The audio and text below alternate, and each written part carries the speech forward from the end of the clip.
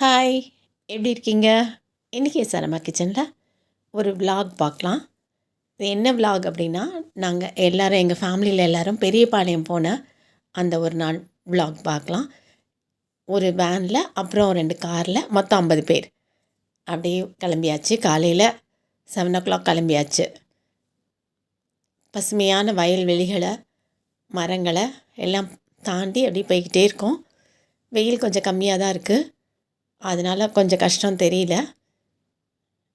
ரொம்ப அழகாக இந்த இயற்கை காட்சிகளெல்லாம் ரசிச்சுக்கிட்டே எல்லாம் போயிட்டுருக்கோம்.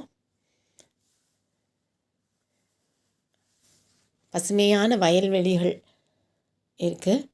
இதோ பெரியபாளையம் வந்தாச்சு. அந்த ஆறு பாருங்கள், ஆறில் தண்ணி ஓடலை, அங்கங்கே கொஞ்சம் தேங்கி இருக்குது. இந்த ஆறையும் கடந்து ஊருக்குள்ளே வந்தாச்சு. பாருங்கள், கடை ரொம்ப அழகாக இருக்குது. இங்கே தான் நாங்கள் வந்து சமையல் பண்ணி சாப்பிட்றதுக்காக வந்திருக்கோம். இங்கே பாருங்கள், இதுவும் ஒரு வயல் வெளி தான். இது ரொம்ப அழகான வயல்வெளி. இந்த இடத்துல வந்து சமையல் பண்ணி சாப்பிட்றதுக்காக இங்கே வந்தாச்சு. இங்கே வேலை ஜரூராக நடக்குது. எல்லாம் வெங்காயம் வெட்டவும் எல்லாம் ரெடியாக எல்லாம் பண்ணிகிட்ருக்காங்க. குட்டீஸ்லாம் ஒரு பக்கம் ஜாலியாக என்ஜாய் பண்ணுறாங்க. வில்லேஜோட ஸ்விம்மிங் பூலில் சூப்பராக குளிச்சிட்ருக்காங்க. அவ்வளோ சந்தோஷம். ஸ்விம்மிங் பூல் சொல்லிவிட்டு பம்ப் செட்டில் குளிச்சிட்ருக்காங்க. நல்லா ஜாலியாக என்ஜாய் பண்ணாங்க. நீங்களும் அதை பார்க்கலாம். குட்டீஸ் மட்டும் இல்லை, பெரியவங்களும் குளித்து என்ஜாய் பண்ணாங்க. சின்ன சின்னதாக குட்டி குட்டி சாரல் அப்படியே வந்து சிலு சிலு சிலு சிலுன்னு காற்றோட நல்லாவே இருந்தது ரொம்ப. இப்போ வந்து சமையல் ரெடி ஆகிட்டுருக்கு. காலையில் பிரேக்ஃபாஸ்ட்க்கு என்ன அப்படின்னா, உப்புமா தாளிக்கிறாங்க. இது எவ்வளோ உப்புமா அப்படின்னா, 4 கிலோ ரவை போட்டு உப்புமா. எண்ணெய் ஊற்றி கடுகு போட்டு, கடுகு பொரியவும் உளுந்தம்பருப்பு, கடலைப்பருப்பு எல்லாம் போட்டு அது செவந்து வரவும் நிறைய வெட்டி வச்சுருக்க வெங்காயம், பச்சை மிளகாய், இஞ்சி இதெல்லாம் போட்டு வாசத்துக்கு கருவேப்பிலையும் போட்டு நல்லா வதக்குறாங்க. மொத்தமாக எல்லோரும் சேர்ந்து செய்யும்போது ரொம்பவே அது நல்லா இருந்தது. பார்க்குறதுக்கும் நல்லா இருந்தது, சாப்பிடவும் ரொம்ப டேஸ்ட்டாக இருந்தது. பெரிய அக்கா தான் இதை வந்து பார்த்து எல்லாம் இப்படி செய்யுங்கன்னு சொல்கிற எல்லோரும் செய்கிறாங்க. கரெக்டான பக்குவத்தில் ரொம்ப அட்டகாசமாக இருந்தது. இந்த உப்புமாக்கு காம்பினேஷன் என்ன தெரியுமா? கறி குழம்பு. இப்போ தேவையான அளவு தண்ணி ஊற்றி உப்பும் போட்டாச்சு. தண்ணி கொதித்ததுக்கப்புறமா ரவை 4 கிலோ ரவையை கொஞ்சம் கொஞ்சமாக போட்டு எல்லாம் கிளறியாச்சு. இதுக்கு கூடுதலாக சுவை சேர்க்கறதுக்காக என்ன சேர்த்தாங்க? டால்டாவும் நெய்யும். அட்டகாசமான டேஸ்ட் தான். ரொம்ப நல்லா இருந்துச்சு. இங்கே பாருங்கள், டால்டாவும் நெய்யும் சேர்த்துட்றாங்க. அதனால் அது சாஃப்டாக அப்படி கையில் தொட்டால் அப்படி பசு வெண்ணெய் மாதிரி அவ்வளோ சாஃப்டாக இருந்தது. டேஸ்ட் ரொம்பவே நல்லா இருந்தது. வீட்டில் நம்ம கொஞ்சமாக செய்கிற டால்டாவில் கூட டால்டாங்கிறனே ரவையில் கூட, உப்புமாவில் கூட இந்த டேஸ்ட் வருமா என்னன்னு தெரியல. இப்படி மொத்தமாக எல்லாருமா சேர்ந்து செய்யும்போது ரொம்ப அருமையாக இருந்தது. இங்கே கறி வெந்தாச்சு. 5 கிலோ கறி மட்டன். அது மசாலாலாம் வீட்டில் அரைச்சிட்டு வந்து இங்கே நல்லா கொதிக்க விட்டாச்சு. அதில் சேர்த்து இப்போது அதையும் கூட ஒரு குக்கரில் வெந்த கறியை போட்டு, சிக்கார் மீட்டில் வாங்கின கறி, ரொம்பவே இளங்கறி, ரொம்ப நல்லா சாஃப்டாக வெந்திருந்தது. எலும்பு கூட அட்டகாசமாக வெந்திருந்தது. இப்போது நல்லா கொதிக்க வச்சு கருவேப்பிலை, கொத்தமல்லி தூவி இறக்கியாச்சு. இந்த உப்புமாக்கும் இந்த மட்டன் குழம்புக்கும் அவ்வளோ அருமையாக இருந்தது. ஒரு பக்கம் எல்லாம் சாப்பிட்டாச்சு, ஒரு பக்கம் லேடிஸ்லாம் விளையாடுறாங்க, குட்டீஸும் விளையாடுறாங்க.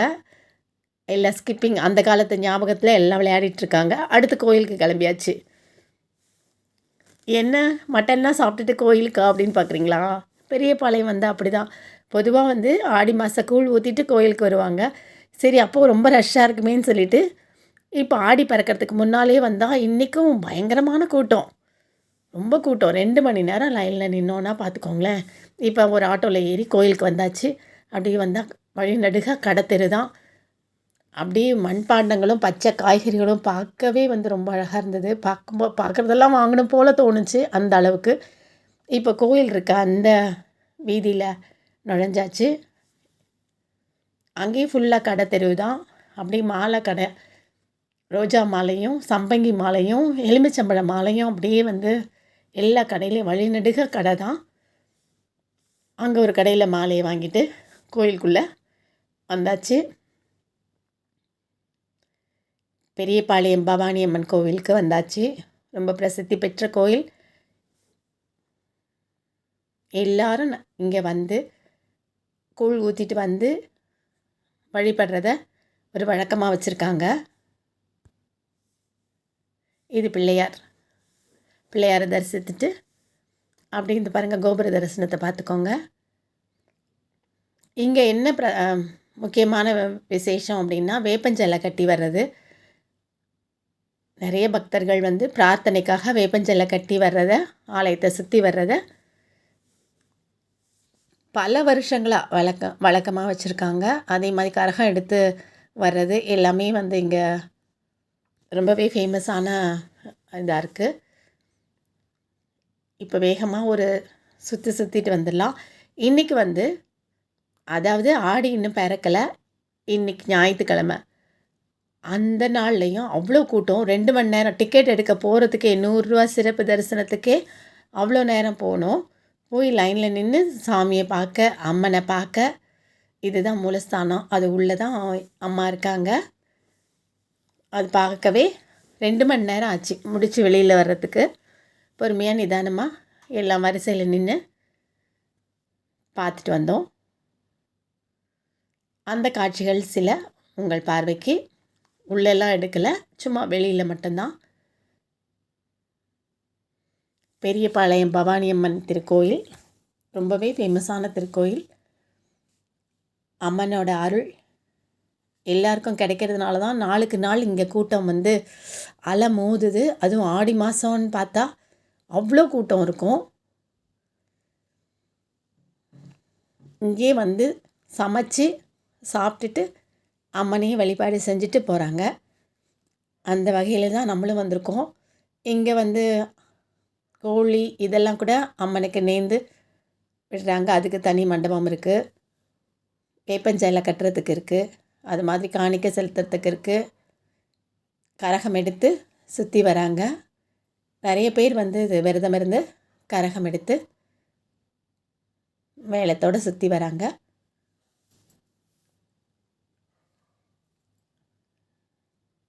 ரொம்ப அருமையான காட்சி. இதோ ஆலயத்தோட கோபுர தரிசனம் கோடி புண்ணியம் அப்படிம்பாங்க. இந்த தரிசனத்தையும் நம்ம பார்த்தாச்சு.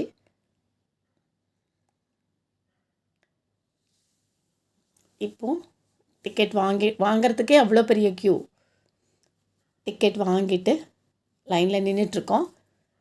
லைனில் நின்று இந்த மூலஸ்தானக்கிட்ட வந்தாச்சு. இங்கே பாருங்கள் எவ்வளோ அழகாக பசுவும் கண்ணுமா ரொம்ப அழகான ஒரு சிற்பம் சிலை இது. இனிமே தான் உள்ளே தான் நம்ம அம்மனை தரிசிக்கணும். சரி, இனிமே உள்ளே போயிட்டு வந்துடலாம். வெளியில் வந்தால் உள்ளெல்லாம் எடுக்க முடியாது. அதனால் வெளியில் வந்தாச்சு. தரிசனம் பண்ணிவிட்டு அவ்வளோ நேரம் காத்திருந்து அந்த ஒரு நிமிஷம் கூட கிடையாது, ஒரு 30 வினாடிகள் அவ்வளோ கூட்டம் இருக்குது. அதுவும் வந்து மதியம் வந்து அவங்க மூடுறதுனால சீக்கிரமாக அனுப்புனாங்க. அதனால் அந்த அரைநொடி பார்த்தாலும் அவ்வளோ மனசுக்கு திருப்தியாக இருந்தது. பார்த்துட்டு வெளியில் வந்தாச்சு. இதோ மறுபடியும் சுற்றி இங்கே வெளியில் வந்தாச்சு. இப்போது நம்ம மறுபடியும் போய் நம்மளோட இடத்துல போய் பார்க்கலாம். அங்கே என்னென்னா மீன் வறுத்துட்ருக்காங்க, ரெடி பண்ணிகிட்ருக்காங்க. மீன் குழம்பு வீட்டிலேயே ரெடி பண்ணி எடுத்துகிட்டு வந்துட்டாங்க. இந்த மீன் வறுக்கிறதுலாம் சங்கரா மீன், நெத்திலி மீன் இதெல்லாம் வந்து இங்கே வறுத்து சுட எல்லாருக்கும் கொடுத்துட்ருந்தாங்க. அதே மாதிரி சிக்கன் வந்து ஒரு பக்கம் ஃப்ரை ஆகிட்டுருக்கு. அதுவும் ரொம்ப சாஃப்டாக நல்லா இருந்தது. இதை தவிர பிரியாணிலாம் வெளியில் ஆர்டர் பண்ணி வாங்கியிருந்தாங்க. ஆக மொத்தம் இன்றைக்கி தடபுடலாக இருந்தது. மத்தியானம் வெரைட்டியாக லஞ்ச் பரிமாறின வீடியோ எப்படியோ மிஸ் ஆயிடுச்சு. அதனால் இந்த விலாக் இதோட நிறைவு செஞ்சுக்கலாம். உங்களுக்கு பிடிச்சதுன்னா மறக்காமல் லைக் பண்ணி கமெண்ட் பண்ணுங்கள், ஷேர் பண்ணுங்கள். இன்னும் அம்மா கிச்சனை சப்ஸ்கிரைப் பண்ணாதவங்க உடனே சப்ஸ்கிரைப் பண்ணுங்கள். மீண்டும் சந்திப்போம். நன்றி, வணக்கம்.